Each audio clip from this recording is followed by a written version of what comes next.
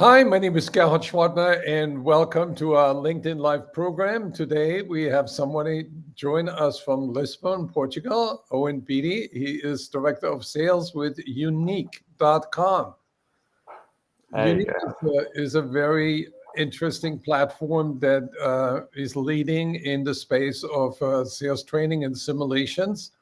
So tell me a little bit about the general idea of Unique.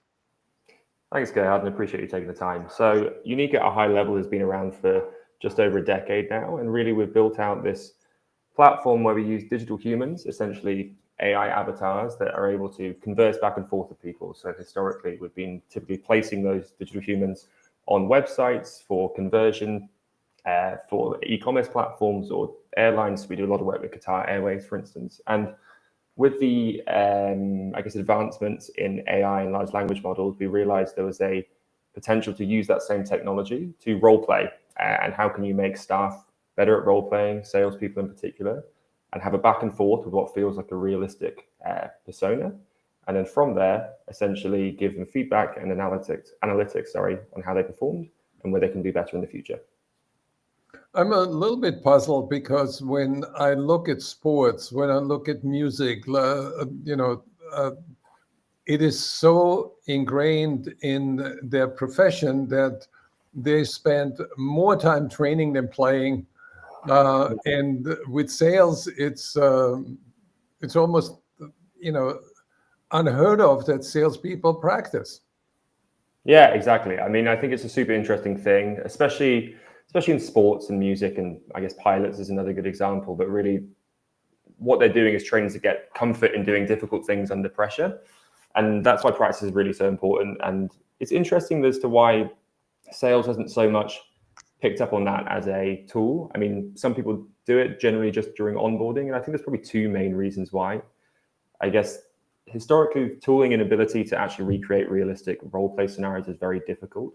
Either you're using a chatbot solution, which isn't great, or you're having to stand up in front of your colleagues and peers, which is never fun, and having to be put on the spot. And really no one feels like they get that much from that. And the second piece is culturally, there tends to be an idea of trial by fire, or you get thrown in at the deep end and learn there, which is great for some people.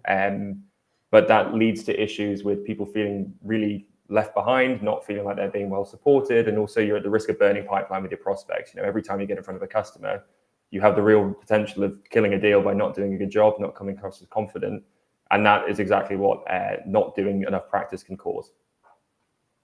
So what is the percentage of time salespeople should spend at practice, at bat? Yeah, I think I don't know if there's a percentage of time that I can put a figure on necessarily. I mean, the more the better is always key.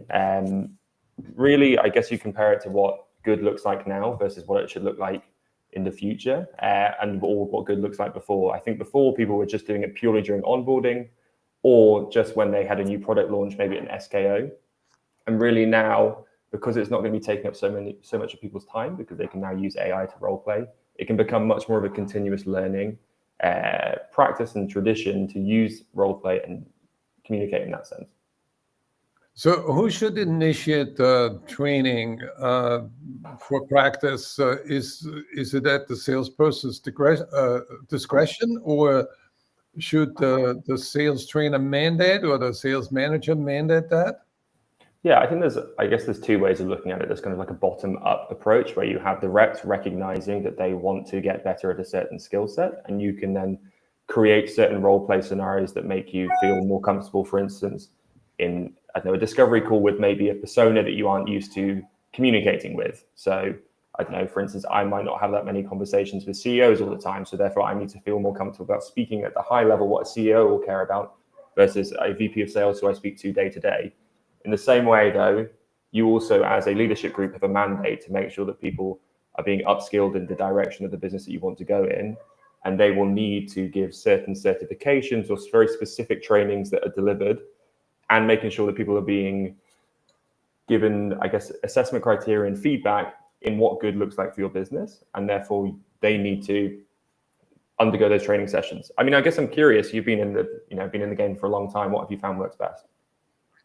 Well, I think that there is really a paradox. I did a lot of sales training before I started selling Power Magazine, Yeah. and I discovered by helping people grow that there's a fundamental difference between your imagined capacities and your actual capacities on the job.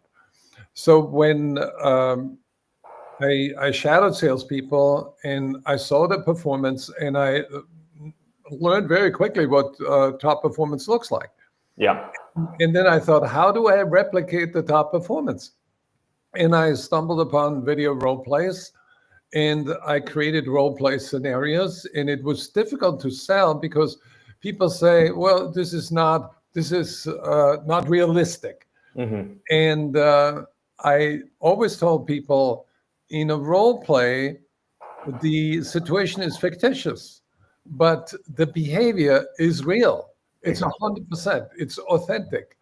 And it's better to simulate something in a controlled environment than to learn by doing on the job, where you experiment with the customer, which doesn't make sense. So then when I set up role plays, I ask salespeople before the role play, what is your intention? What are you going to do? And explain your approach. So that was the intended behavior. And then we filmed it, and we did very short role plays, like 2 minutes. So we Interesting. wouldn't go on tangents. We had Yeah. to stay focused. And then after the role play, I asked people, can you tell me what happened? So I wanted to evaluate how they perceive themselves in the situation. And then I open it up and say to the group, what did you see? And then everybody realized that we can look at a performance from self-perception, from their perspective, from somebody else, and a trained observer or an unbiased observer. Yeah. And then everybody can learn from the feedback, because I force people uh, to enforce two rules. I wanted people to say what was good and why, Yeah. not just say, "Hey, Owen, this was really great. You did a great job." That doesn't help you learn. But if I say, "Owen, the way you paused before answering the question, that was really impressive, because it showed that you reflected on what the buyer said." And I also ask people to state what can be improved and how. So when you handle the objection, or when you heard your price is too high, uh, you said, uh, but we are much lower than the competition. Yeah. And it really didn't address the buyer's concern. So is there another way to think about it? And that's how I structured that without bots a long time ago. Yeah. But what I've learned is that if you do the role plays in a controlled environment and have realistic situations and objective, constructive feedback, performance goes up by 30, 40%, sometimes more. Exactly. I think there's also an interesting thing that you've touched upon there, in the idea of being very focused in terms of what skills you're looking to develop. I think it's very easy on the face of it to be like, I should just recreate a 30-minute long discovery call and role play that whole thing so I can get better at absolutely every single part of a discovery call. But in reality, it's information overload for people. And also it's very hard to really hone in on that feedback too. Like, it's very difficult to understand exactly where you went wrong across a 30-minute time frame, if not longer, depending on Right. the type of sale that you're doing.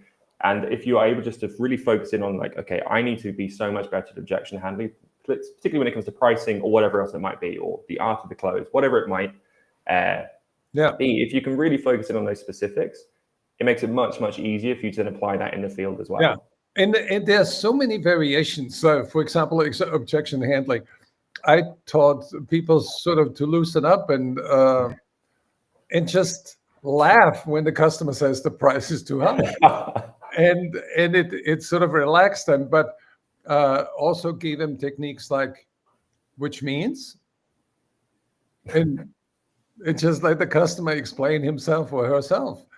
And over time, we sort of collected like 20 different ways to handle price objections, and that helped a lot. And then Mhm. people could, scroll through them and practice different ones, and then stick with 3 or 4 answers, and don't have a canned answer for everybody. Exactly.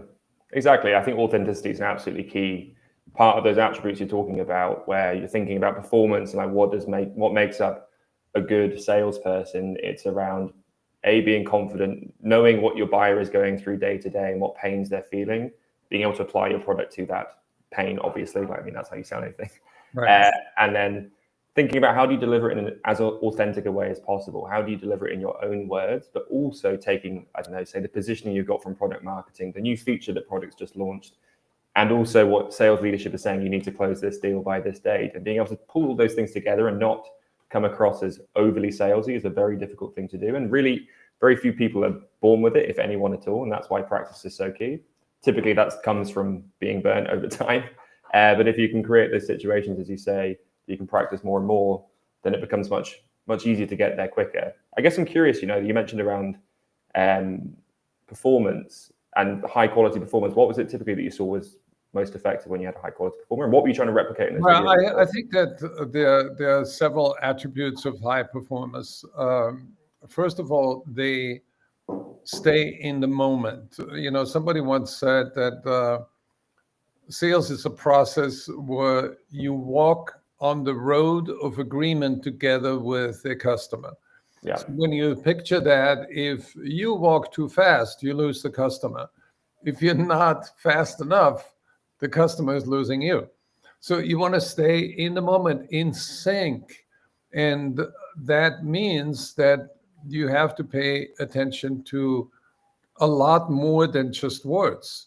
You want to observe the body language. You want to sense what is happening in the customer's mind, but also you want to sense and manage what is happening to you in the moment. So thought processing is really there are 2 challenges. One is, how much do I process what the customer is saying? How much do I understand what they're saying and how they feel? Yeah. And at the other hand, how do you respond to the feelings and the thoughts that flow in your direction? Because every conversation evokes something in you.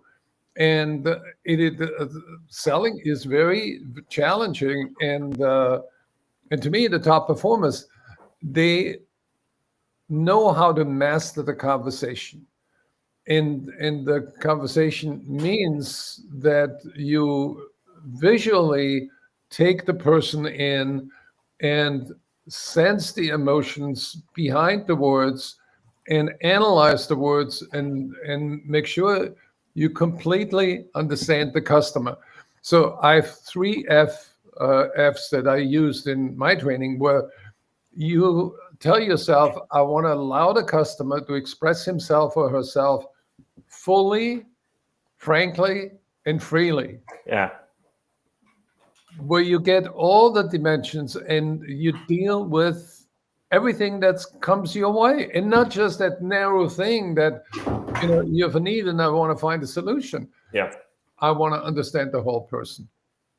I love those 3 Fs thing. I've not actually heard that before. What I really like is what you mentioned around the invoking of feeling. And it's so easy, for instance, when someone says, I don't like the price, to just default to discounting, whatever the Right. objection might be. Right. But I think the interesting thing, in a similar to what I was saying to the first question, like under pressure, how do you retrain your reflex to not be just discount? It's like, okay, how do I then handle this pricing objection appropriately, so that I then get back to, how do we deliver value? How do I turn this into more of an ROI conversation? So it's always that kind of constant back and forth of how do you stay in the moment?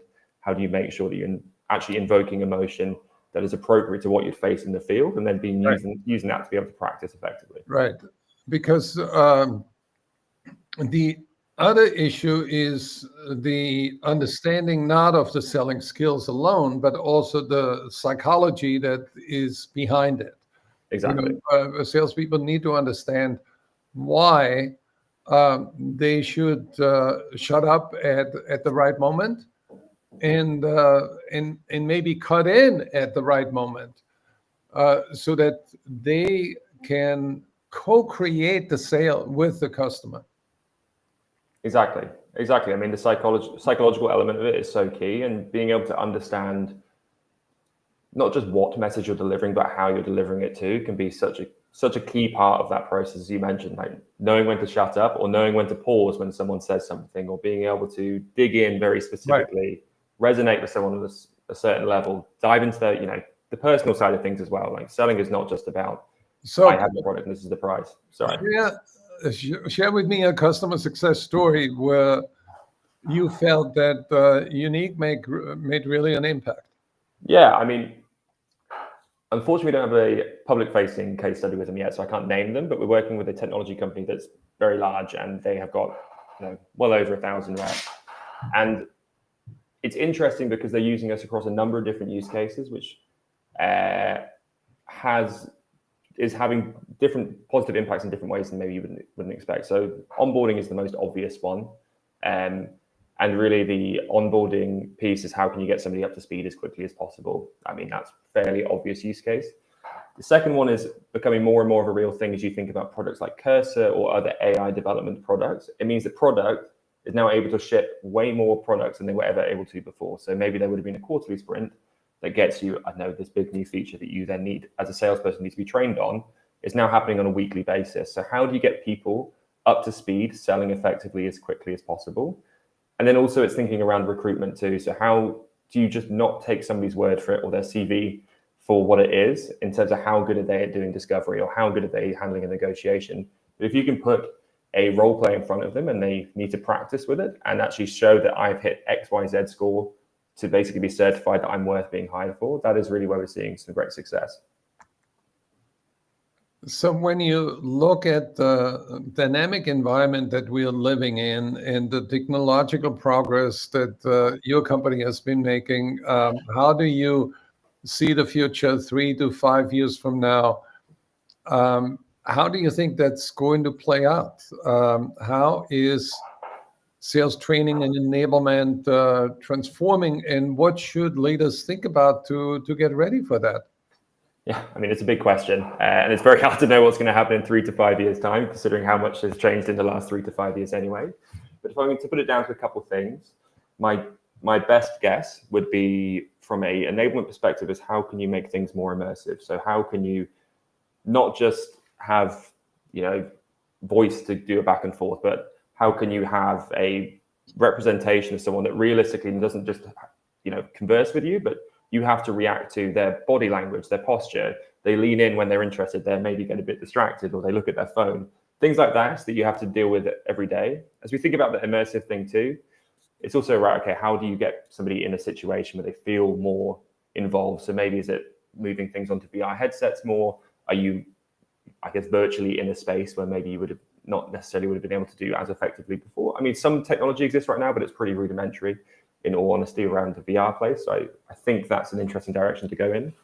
I think as well, it's around feedback and analysis as large language models get much, much better at handling both data, video content, audio content for analysis. It's how do you use that to create much more actionable feedback for sales reps day to day?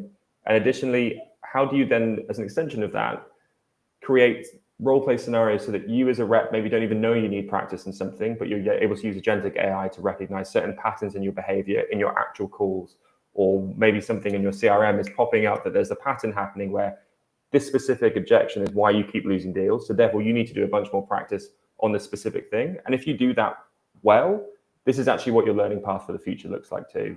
So it's trying to think about how can you get people to maybe be enabled on stuff on a more personal basis without them necessarily even knowing that they need to be enabled just yet.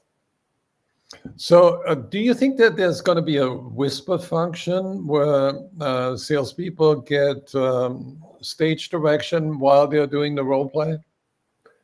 So I know that I don't know the names of them off the top of my head, but there are some technologies that are out there that do this already. Whilst I'm not sure if that's in our product roadmap right now, Sounds like a great thing. We're really focused on the practicing side of it. We know that there's tools like Gong out there, and the other ones escape my mind right now, but Gong being the obvious one around call recording software and how do you make people better in the call itself. We're really focused, like, it's not just about that game day. It's about, not just about reviewing the game tapes either. It's about how do you put that practice in on the field in the week leading up to the call, or whatever that might be, the continuous thing. And it's trying to think about how do we make that piece of the puzzle much better. So yes, I have no doubt that will come in the future. But interestingly, we come back to that authenticity thing. Like, if people suddenly become aware that people's behaviors are very easily changed when it comes to AI. And when AI photos or digital photography using AI first came out, it was very hard to see what was fake.